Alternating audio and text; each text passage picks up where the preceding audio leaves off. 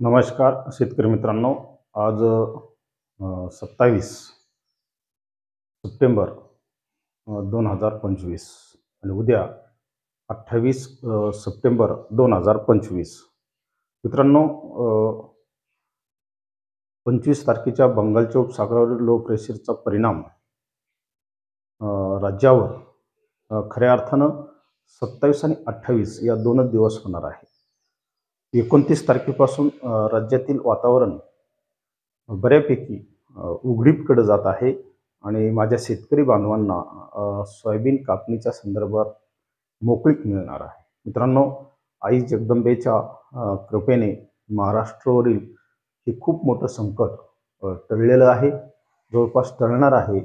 फार काही मोठा इफेक्ट परिणाम या 25 तारखेच्या प्रणालीचा महाराष्ट्रावर विशेषतः मराठवाड्यावर होणार नाही. मित्रांनो, ज्या पद्धतीने मॉडेलकडून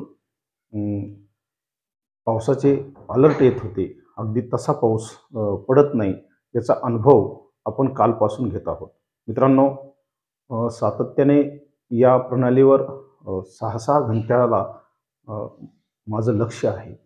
ही प्रणाली कशा पद्धतीने महाराष्ट्रावर इफेक्ट करेल याचा फटका खऱ्या अर्थानं सोयाबीन आणि कापूस उत्पादक शेतकऱ्यांना बसणार आहे. फळबाग शेतकऱ्यांना बसणार आहे. बहुवार्षिक पिकांना सुद्धा त्याचा फटका बसणार होता. म्हणून सातत्याने या प्रणालीवर लक्ष घालत असताना या प्रणालीकडून मॉडेलकडून काही जमेच्या बाजू आपल्याला मिळालेल्या आहेत.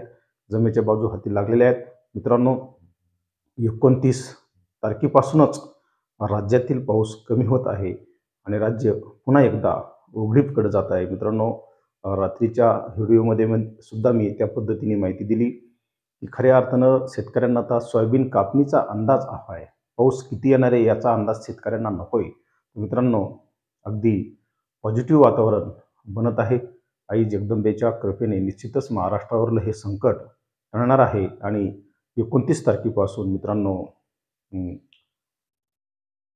अगदी किरकोळ पाऊस जर सोडला 5-6 तारखेला थोडासा आहे, बऱ्यापैकी राज्यात सोयाबीन कापणीला वेग येणार आहे. आणि मित्रांनो, आणखी एक सांगतो, मोसमी पाऊस हा लवकरच महाराष्ट्रातून निघून जाणार आहे. याच्या पाठीमागची काही कारणं आहेत.